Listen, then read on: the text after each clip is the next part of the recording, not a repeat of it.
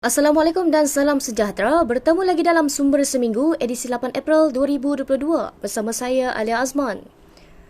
Isu hangat minggu ini pastinya ramai yang tidak sabar untuk menyaksikan perdebatan antara bekas Perdana Menteri Datuk Seri Najib Razak dengan Presiden PKR Datuk Seri Anwar Ibrahim yang akan direalisasikan tidak lama lagi. Kedua-duanya bersetuju untuk berdebat bagi merungkai polemik sama ada syarikat berkaitan kerajaan GLC Sapura Energy Berhad perlu disuntik dana kerajaan ataupun tidak. Bermula dengan cabar-mencabar antara bekas naib Presiden PKR Rafizi Ramli yang mendakwa Najib mempunyai niat tertentu hingga menggesa kerajaan menyelamatkan syarikat Sapura Energy. Perang media sosial antara Najib dan Rafizi berlarutan setelah Najib menyahut cabaran Rafizi untuk berdebat, tetapi bukan dengan Rafizi namun dengan Anwar Ibrahim. Situasi semakin hangat apabila Anwar turut menyambut sahutan tersebut dan kini bersedia berdebat dengan Najib. Susulan itu, 3 media bergabung bagi menganjurkan debat itu kepada seluruh rakyat Malaysia menerusi pelbagai platform. Debat yang penuh bersejarah itu akan mendapat liputan media cetak, media dalam talian, malah menerusi televisyen. Terdahulu, Sapura Energy Berhad menanggung kerugian yang lebih tinggi pada suku keempat berakhir pada 31 Januari 2022 berjumlah 6.61 bilion menjadikan jumlah kerugian tertinggi iaitu pada 8.9 bilion. Syarikat Perkhidmatan Medan Minyak dan Gas itu meminta kerajaan menyelamatkan pekerja dan vendor mereka menerusi dana kerajaan.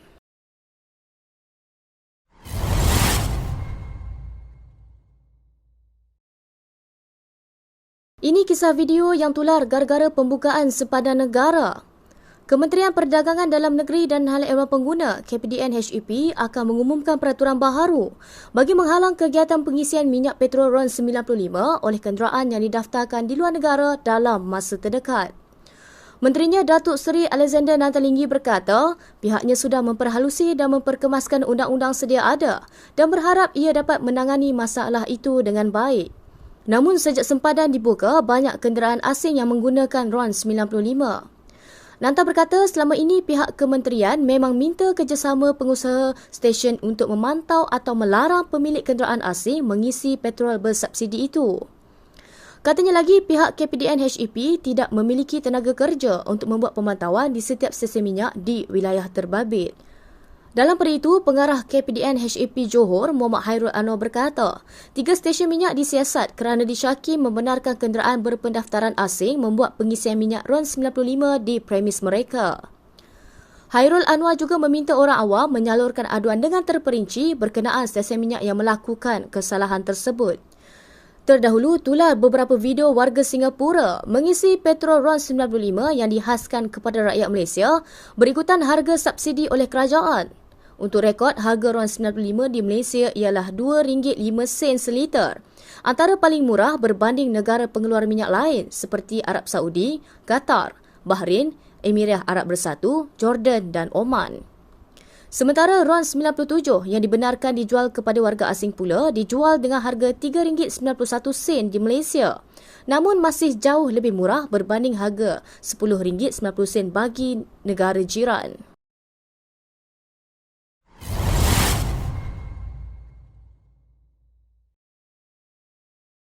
Polis Pulau Pinang masih menjalankan siasatan bagi mengetahui punca sebenar seorang YouTuber bertindak memukul kekasihnya sehingga maut dalam kejadian di Teluk Kumbar. Ketua Polis Daerah Barat Daya, Superintendent Kamarul Rizal Jenal berkata, siasatan secara menyeluruh akan dilakukan pihaknya termasuk dakwaan bermotifkan cemburu. Beliau berkata setakat ini polis hanya menahan 4 individu berusia 23 hingga 28 tahun bagi membantu siasatan kes berkenaan.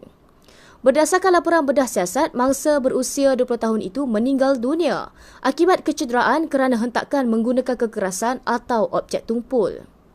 Kamarul Rizal berkata, kes disiasat mengikut Seksyen 302 Kanun Kesiasaan dan suspek direman sehingga 11 April ini bagi membantu siasatan.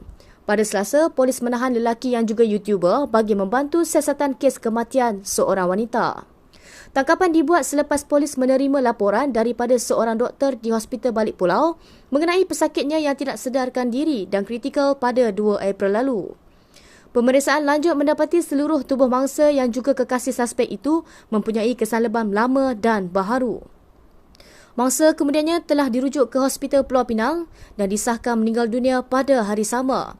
Media sebelum ini melaporkan seorang wanita maut dipercayai dipukul teman lelakinya kerana suspek mendapati wanita tersebut curang. Pasangan kekasih itu datang dari ibu kota untuk penggambaran kandungan YouTube rakan mereka pada 27 Mac lalu. Bagaimanapun berlaku perselisihan faham antara suspek dengan kekasihnya pada 2 April lalu membawa kepada kematian wanita itu.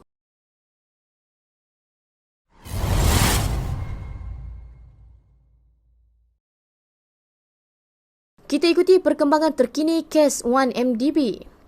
Bekas pengarah eksekutif 1MDB, Tan Sri Ismi Ismail mengesahkan bekas Perdana Menteri Datuk Seri Najib Razak menerima sejumlah 2.8 bilion ringgit wang dana kekayaan Malaysia. Menurutnya, wang berkenaan dimasukkan ke dalam akaun Najib berdasarkan carta aliran yang didakwa menunjukkan wang masuk daripada 1MDB kepada Najib yang ketika itu menyandang jawatan Menteri Kewangan dan pengerusi lembaga penasihat 1MDB. Saksi pendakwaan ke-13 tersebut memberi keterangan dalam perbicaraan rasuah 1MDB terhadap ahli Parlimen Pekan itu. Laporan itu turut menyatakan sewaktu pemeriksaan semula Timbalan Pendakwa Raya Kanan Ad Hoc Gopal Sriram pada Khamis berkata, Ismi ditunjukkan beberapa carta yang menunjukkan jejak keuangan rumit dan berbelit-belit daripada 1MDB kepada beberapa entiti sebelum masuk ke dalam akaun M-Bank yang berakhir dengan nombor 694 dan 880. Sebelum ini, dalam satu prosiding di hadapan Hakim Perbicaraan Colin Lawrence Sequeira, seorang saksi pendakwaan memberi keterangan akaun M-Bank tersebut ialah milik Najib. Paparan yang ditunjukkan Sriram itu diperakui Ismi yang bersetuju bahawa wang berkenaan dimasukkan ke akaun Najib antara tahun 2011 hingga 2015.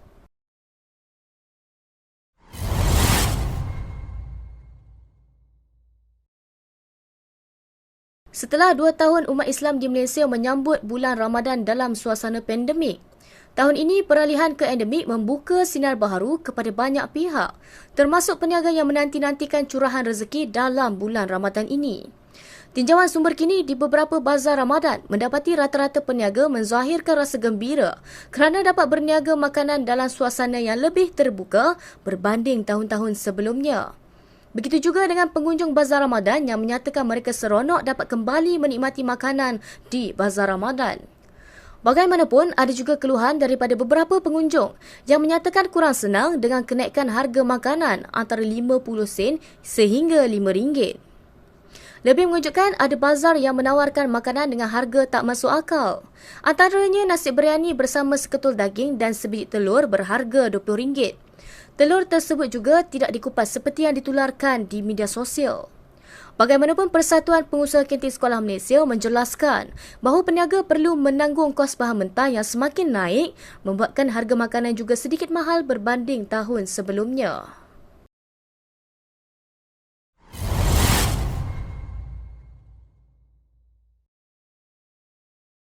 Seterusnya kita ikuti perkembangan politik tanah air. Setelah beberapa pemimpin parti mendedahkan pertemuan yang menjurus kepada permintaan menjadi Perdana Menteri kembali, akhirnya Pengerusi Bersatu, Tan Sri Muhyiddin Yassin tampil menjelaskan situasinya.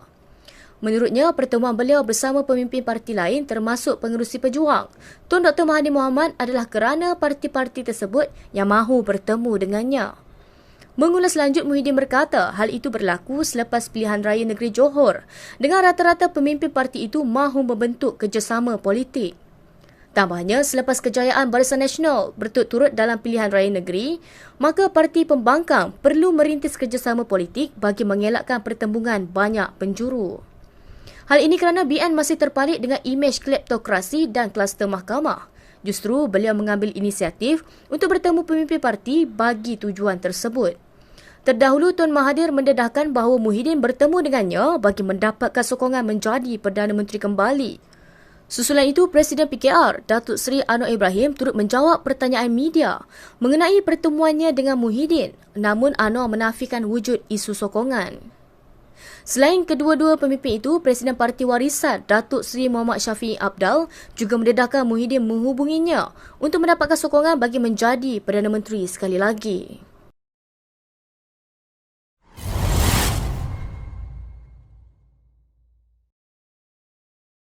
Beralih kepada berita menggemparkan negara.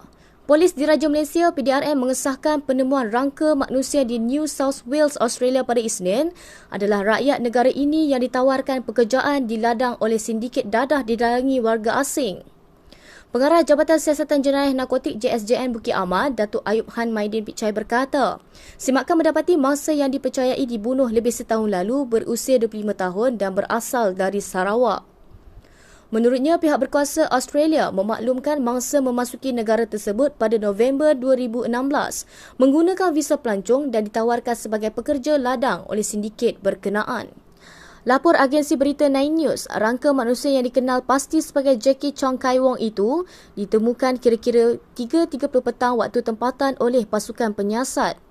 Mangsa dipercayai mati antara 25 Disember 2020 dan 8 Januari 2021. Terdahulu, polis Australia memaklumkan mangsa pernah dilaporkan hilang lalu mengaitkannya dengan siasatan sindiket jenayah, penghasilan dan pengedaran dadah pada tahun 2021. Siasatan itu juga mendapati seorang lelaki rakyat Malaysia yang terlibat dalam sindiket itu menghilangkan diri.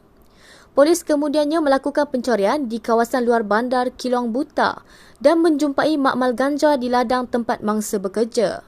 Pemeriksaan mendapati kawasan itu dipenuhi dengan 500 hingga 1,000 pokok ganja yang bertujuan dikomersialkan. Sementara itu, 3 lelaki yang berusia 33, 28 dan 22 tahun ditahan dan didakwa mahkamah kerana membunuh Kai Wong.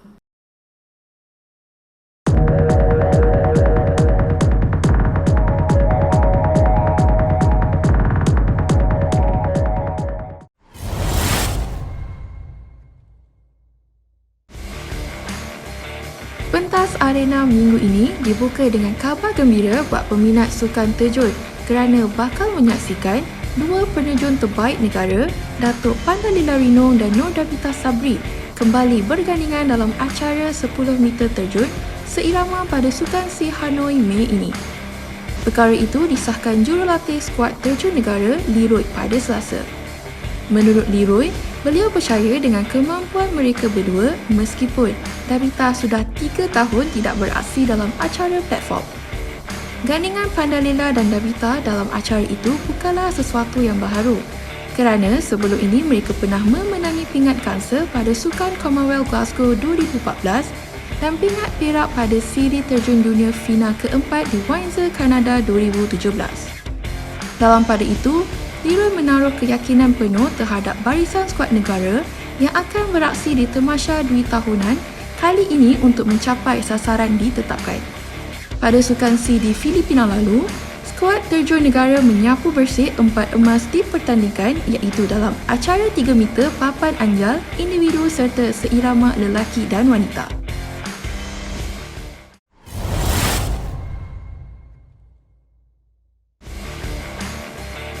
Kita beralih kepada berita sukan di luar negara. Pemain tenis Spanyol Carlos Alcaraz muncul juara paling muda terbuka Miami apabila berjaya menewaskan pemain Norway Casper Ruud di peringkat akhir pada Isnin. Pemain berusia 18 tahun itu mempamerkan aksi cemerlang dengan meraih kemenangan 7-5 dan 6-4. Alcaraz hanya melepaskan satu set ketika pemburuan gelaran di Miami dan kini melangkah keluar dari gelanggang dengan gelaran terbesar dalam kariernya. Malahan, kemenangan itu membuatkan para penyokong sukan tenis, khususnya di Florida, berharap Alcaraz dapat mempamerkan persembahan bertenaga bagi tamasya akan datang.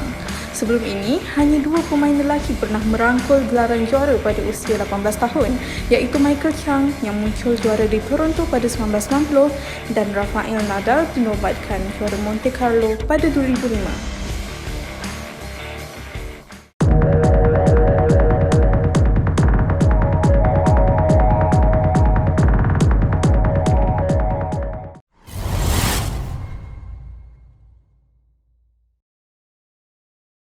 Seterusnya kita soroti perkembangan hiburan tanah air. Vokalis terbaharu kumpulan Search dari Indonesia, Denden Gonzalez, kini berada di Malaysia bagi menyertai Search yang dianggotai Din, pemain gitar, Kid, pemain gitar, Yan, pemain bass dan juga Pai, pemain drum. Kedatangan Denden pada Isnin lalu melengkapkan ahli kumpulan Search yang telah diwar-warkan sejak 31 Disember lalu. Menurut Din, mereka kini dalam proses perbincangan mengenai pemilihan lagu untuk konsert pertama Search yang akan berlangsung pada Jun depan. Menurutnya, Search mempunyai lebih 100 lagu dengan kebanyakannya lagu yang bernada tinggi dan mereka akan mengutamakan lagu-lagu yang jarang dimainkan dalam konsert Search sebelum ini. Dalam kenyataan bersama, Dean menjelaskan tiket yang akan dikeluarkan nanti mampu dibeli oleh peminat-peminat mereka yang selama ini tidak jemu menyokong perjalanan muzik Search. Dan dijangka berada di Malaysia sehingga penghujung Ramadan sebelum kembali ke Indonesia untuk meraihkan Aidilfitri. Selepas raya, Dan akan kembali ke Malaysia bagi meneruskan latihan dan konsert bersama ahli kumpulan Search.